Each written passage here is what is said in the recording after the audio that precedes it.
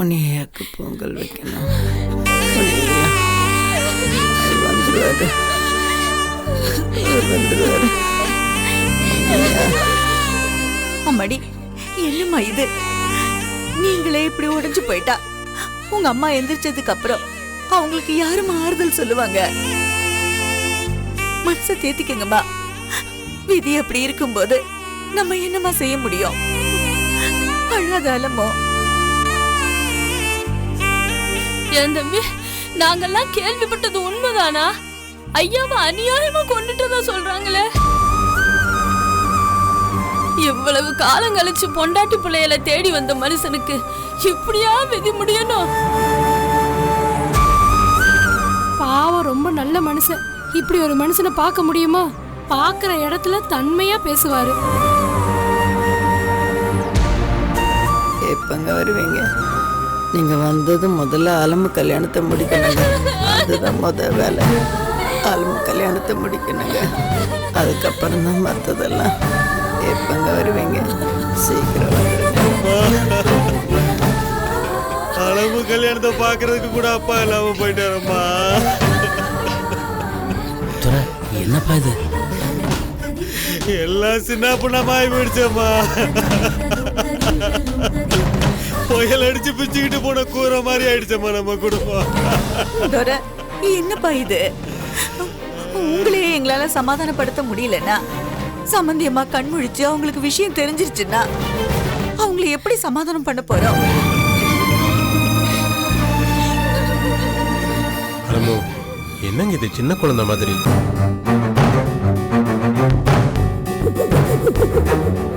கொஞ்சம் கண்ட்ரோல் பண்ணிக்கங்க அலமு.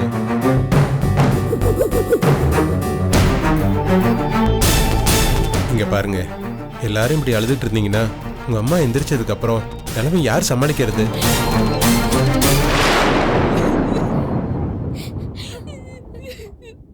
உங்க அண்ணன் உடைஞ்சு போயிட்டாரு.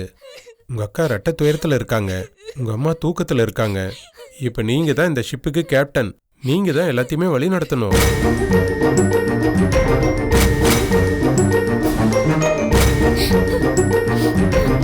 கடைசியில் இப்படி ஆயிடுச்சே சார். இப்படி ஆகணும் நம்ம யாருமே எதிர்பார்க்கலையே. அப்பாவை எப்படியாவது கண்டுபிடிச்சு கூட்டிட்டு வந்துடலாம் தானே சார் நினைச்சோம். எப்படி சார் மிஸ் ஆச்சு? மிஸ் ஆகாம என்ன செய்யும்? எல்லாத்தையும் போலீஸ்காரங்க பாத்துக்குவாங்க. காணாம போன மனுஷனை கண்டுபிடிச்சிருவாங்க நம்பினீங்கல்ல, அதான் தப்பு.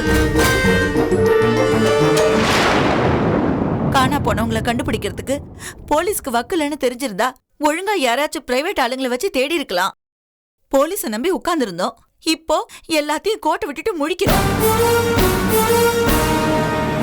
கடத்தல்காரங்களோட இடத்தை என் மகன் கண்டுபிடிச்சு போனப்போ இந்த இன்ஸ்பெக்டர் தப்பிச்சு ஓடின கடத்தல்காரங்களை பிடிக்கிறத விட்டுட்டு காப்பாத்த போன என் மகனை தானே புடிச்சு வச்சு அடிச்சாரு.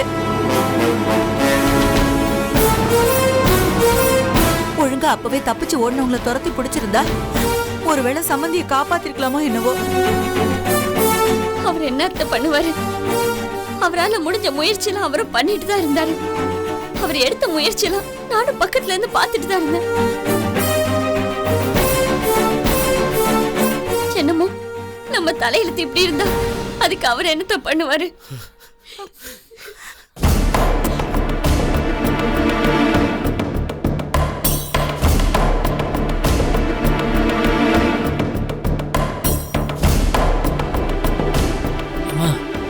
என்னம்மா, என்னாச்சு? என்ன நடக்குதுன்னு பாத்தீங்கல்ல?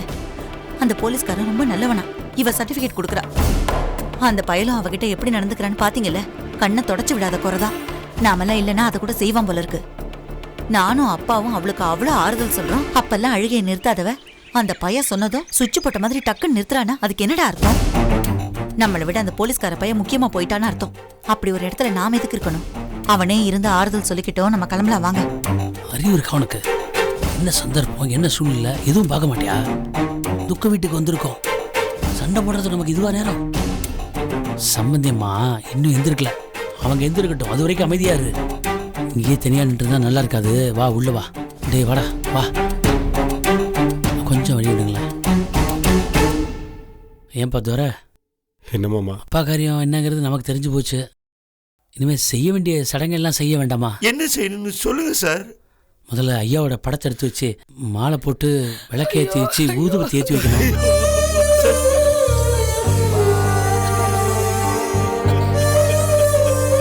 உங்க அப்பா வந்துடுவார் அலம்மா, அவர் வந்துடுவார்.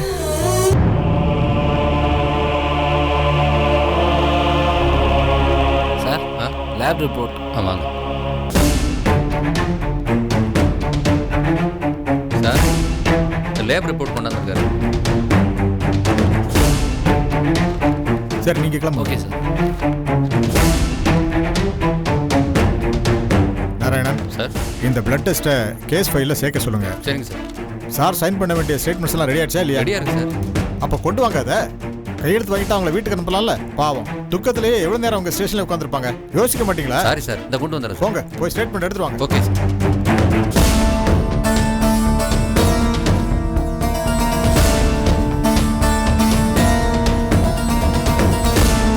எக்ஸ்கியூஸ் மீ சார், வாங்க.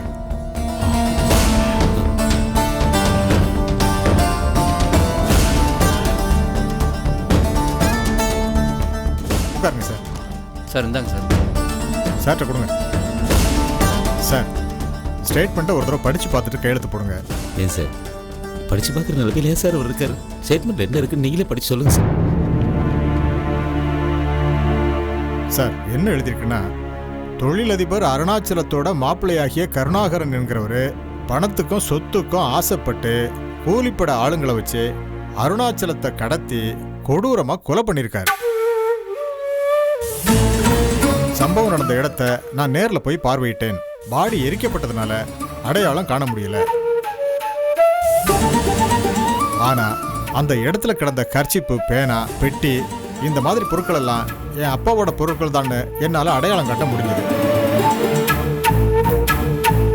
ஆகையினால கொலை செய்யப்பட்டது என் அப்பா தாங்கிறதுல எனக்கு எந்த சந்தேகமும் இல்லை. இருந்தாலும் அதை சட்டப்பூர்வமா உறுதி செய்ய வேண்டியது போலீஸோட பொறுப்பு அப்படின்னு எழுதியிருக்கு சார். இதுல ஏதாவது மாற்றம் உண்டுன்னா சொல்லுங்க, ஏன்னா இது உங்களோட ஸ்டேட்மெண்ட்.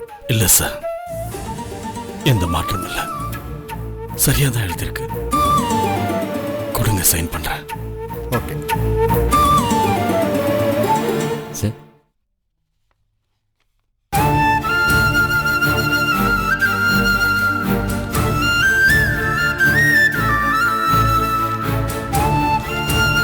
சார் அப்போ நாங்கள் கிளம்பலாம்ல சார்? ஓ ஷூர், நீங்கள் கிளம்பலாம். வரேன் சார்.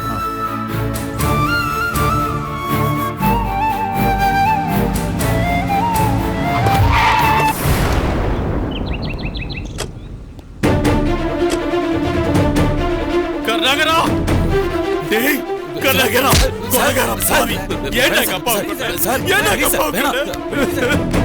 டேய், எங்க அப்பா உனக்கு என்னடா கெடுதல் பண்ணாரு? அவர் ஏன்டா கொண்ட? சொத்துல உங்க எல்லாருக்கும் பங்கு தரேன்னு சொன்னாரேடா, அதுக்காக தானடா என் கிட்ட சண்டை போட்டு போனாரு.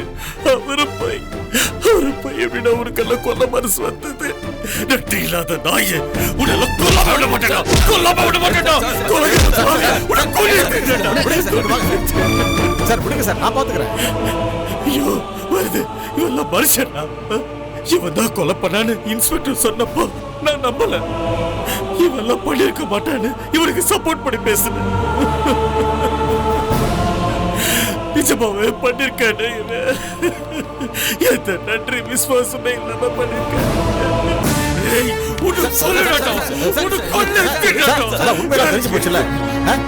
இவனை நாங்க பாத்துக்கிறோம், நீங்க ஏன் ஸ்ட்ரைட் பண்றீங்க? நீங்க கிளம்புங்க சார். விடாதீங்க சார், இவனை விடாதீங்க. எங்க அப்பாவை கொண்ட ராஸ்கல் தூக்குல போடுங்க. இவனை அதெல்லாம் கோர்ட்டு முடிவு பண்ணும் சார். நீங்க கிளம்புங்க. வரது கூட்டிட்டு போங்க.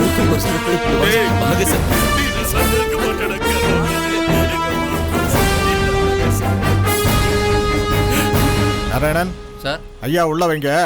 ஒரு டீ உடனே சாப்பிட்டு வந்து தெம்பா கவனிக்கிறேன்.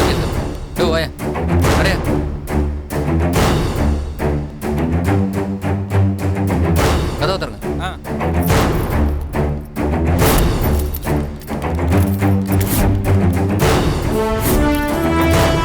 போயா உள்ள போ. போயா லாக் பண்ணுங்க.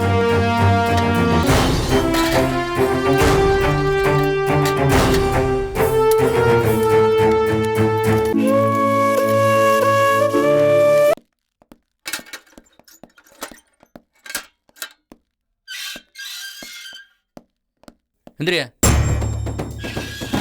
என்ன கருணாகரா, செல்லு ஓகேயா? என்னையா கேள்வி கேட்டா முறைக்கிற, பதில் சொல்ல மாட்டேங்கிற? இந்த பாரு, உங்க லோக்கல் ஸ்டேஷன் மாதிரி தடவி கொடுத்து விசாரிப்பேன்னு நினைக்காத. இது கொலைக்கேசு. தோலை உரிச்சு உப்பு கண்டம் போட்டுருவான். ஒழுங்கு மரியாதை உண்மையை சொல்லிடு. ஏய், எதுக்கு உன் மாமனார் கொன்ன? சார், எனக்கு அந்த கொலைக்கு எந்த சம்மந்தமும் இல்லை சார். மரியாதை கேட்டா உண்மையை ஒத்துக்க மாட்டேன்ல? சார், நான் செஞ்சதை தானே சார் ஒத்துக்கிறதுக்கு. நான் தான் செய்யலன்னு சொல்றேன்.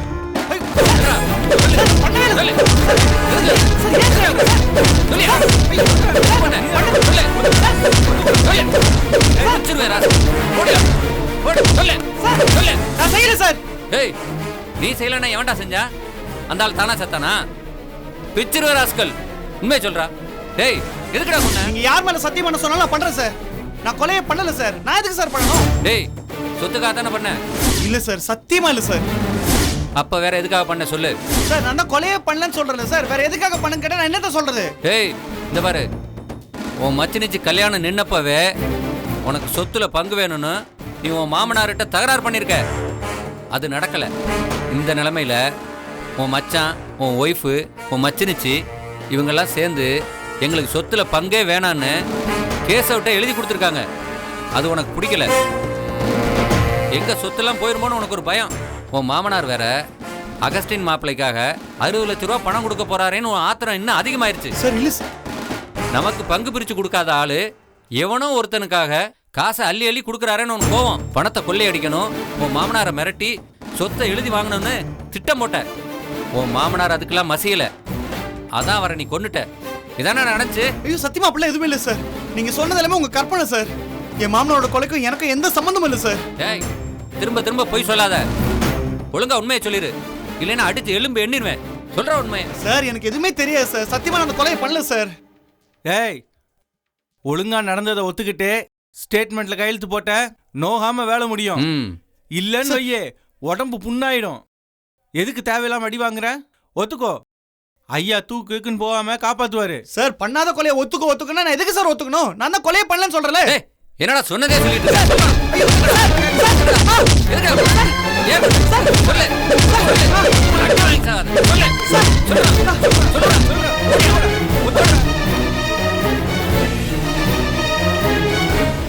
என்ன அடி அடிச்சாலும் எப்படி கேட்டாலும் உண்மையை சொல்ல மாட்டேங்கிறானையா?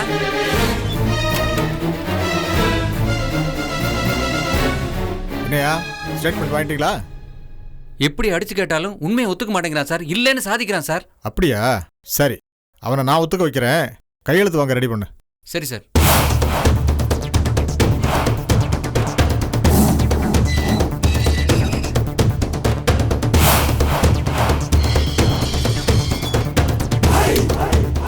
நம்ம அந்த அடி அடிச்சோம், அதுக்கே அவன் ஒத்துக்கல.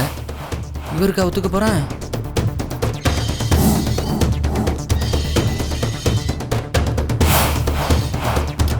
நாராயணன், இப்போ போய் ஸ்டேட்மெண்ட் கேளுங்க. எல்லா விஷயத்தையும் ஒத்துக்கிட்டு கையெழுத்து போட்டு கொடுப்பாரு. எப்படியா? தெரியலையே.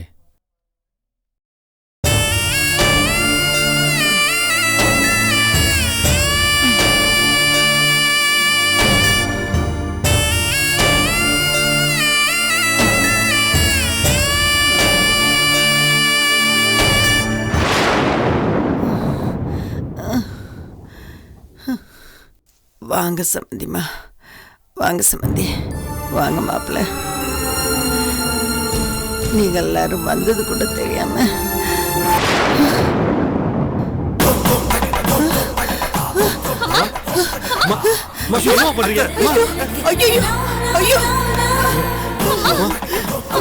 யார் இப்படி பண்ணுது? யாருக்கு இப்படி பண்ணுது? யார் இப்படி எல்லாம் பண்ணுது? ஏய், உங்களுக்கு கொஞ்சமாவது அறிவு இருக்குதா? உயிரோட இருக்கிறவருக்கு மாலை போட்டு பொட்டு வச்சு விளக்கேத்தி எந்த ஒரு சாங்கியம் அது? உங்க ஒரு சாங்கியமா? இல்ல மாமா. மாமா மாமா நல்லா இருக்கிறாரு. அவருக்கு ஒண்ணும் ஆகல, எனக்கு தெரியும். இல்ல மாமா இறந்துட்டாரு. யார் சொன்னது? யார் சொன்னது? இல்ல இன்ஸ்பெக்டர். அவங்களுக்கு என்னையா தெரியும்? என் வீட்டுக்காரர் உயிரோட தான் இருக்காரு, எனக்கு தெரியும். அவருக்கு ஒண்ணும் ஆகல, அவர் நல்லா தான் இருக்காரு.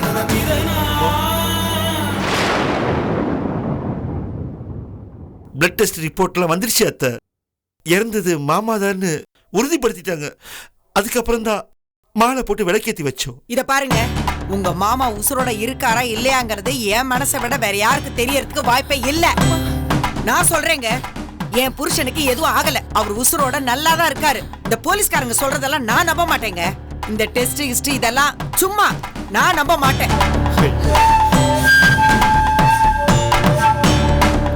என் புருஷன் என் நெஞ்சுக்குள்ளவே இருக்காரு. அவரை நான் இந்த கயத்தால கட்டி வச்சிருக்கிறேன். அவர் என்ன மீறி எதுவும் பண்ண மாட்டாரு. என்ன மீறி என்ன விட்டு போக மாட்டாரு. பாவம், புருஷன் செத்து போனது தெரிஞ்சதும் ஞானம்மாவுக்கு புத்தி பேதலிச்சு போச்சு. சம்பந்திமா, நடந்தது என்னன்னா... என்னங்க, என்ன நடந்தது? மாப்பிள்ள சொன்னதே நீங்களும் சொல்ல போறீங்களா? வேண்டாங்க, விட்டுருங்க. நல்ல வார்த்தை சொல்றதா இருந்தா சொல்லுங்க, இல்லன்னா அதோட பேசாம இருங்க. போதும். சம்பந்திமா, எல்லாமே உறுதியான. என்ன உறுதியாச்சு? என் வீட்டுக்கார செத்ததை நீங்க யாராவது பாத்தீங்களா? நீங்க யாராவது பாத்தீங்களா? என்னங்க, எலும்பு துண்டை சாம்பலை காட்டினாங்க. யாரை எரிச்சாலும் அதுதாங்க வரும். அதுக்காக என்ன வேணாலும் சொல்லிடுறதா? இல்ல அது மாமாவோட ஹேண்ட்கர்ச்சீஃப்ல ரத்தம். வேணாம், நான் நம்ப மாட்டேன். யார் என்ன சொன்னாலும் நான் நம்ப மாட்டேன். ஏன் உள் மனசு சொல்லணும்? ஏன் உள் மனசு சொல்லுது என் வீட்டுக்காருக்கு எதுவும் ஆகல, அவர் உயிரோட இருக்கான்னு என் உள் மனசு சொல்லுது. மனசு எல்லா நேரத்திலயும் உண்மையை தான் சொல்லுங்கிற கட்டாயம் இல்லையே சம்பந்தியமா. சார், ஏன் சார் திரும்ப திரும்ப அவங்க நம்பிக்கை கெடுற மாதிரியே பேசிட்டு இருக்கீங்க? நல்லது நடக்கணும்னு நம்புறாங்க, நம்பிட்டு போகட்டுமே. ஏங்க, நம்பினா நடந்துருமா? நடக்கவே நடக்காதுன்னு தெரியற விஷயத்த ஒருத்தங்க நம்புறாங்கன்னா அந்த நம்பிக்கை பயன் தராதுங்கிறத சொல்லி அவங்கள தெளிவுபடுத்த வேண்டியதுதான் சுத்தி இருக்கிறவங்களோட கடமை. உங்களை மாதிரி எப்படியாச்சும் நம்பி நாசமா போன்னு வேடிக்கை பார்க்க கூடாது. அத்தையோட நம்பிக்கை நடக்காதுன்னு நீங்க எந்த அடிப்படையில சொல்றீங்க? சயின்டிபிக் எவிடன்ஸோட லேப் டெஸ்ட் ஆதாரத்தை வச்சு தான் சொல்லிக்கிட்டு இருக்கேன். இறந்தது மாமா தானே நிரூபிக்கிறதுக்கு அது போதுமான ஆதாரம் கிடையாது. அப்படி சொல்லுங்க தம்பி, கேளுங்க. ரஞ்சித் தம்பி சொல்றத கேளுங்க.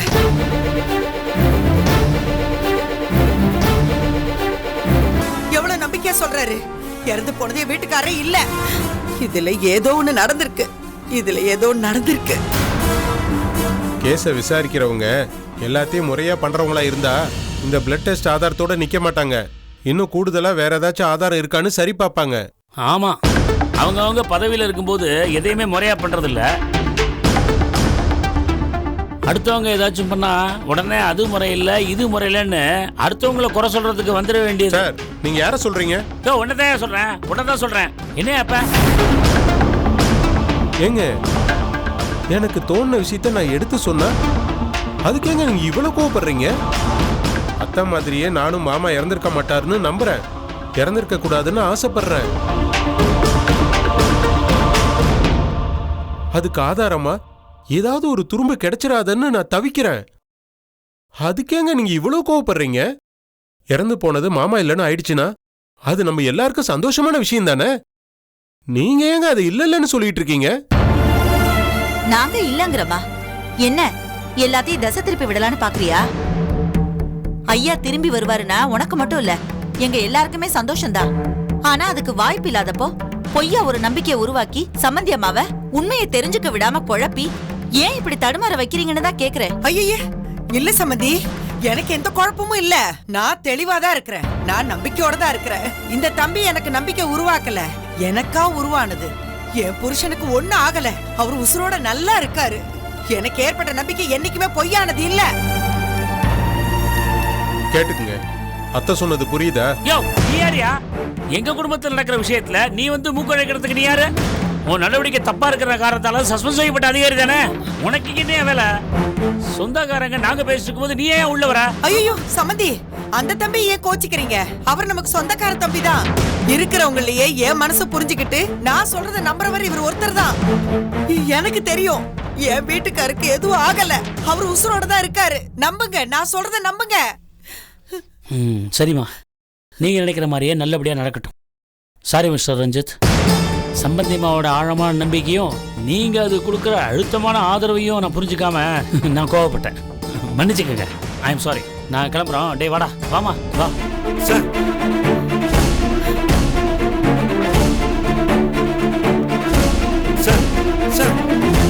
என்ன சார் நீங்க இந்த மாதிரி ஒரு சூழ்நிலையில சொந்தக்காரங்க நீங்க பக்கத்துல இருக்காம நீங்க மட்டும் போயிட்டே இருக்கீங்களா சார்? சூழ்நிலை நல்லா தானேங்க இருக்கு.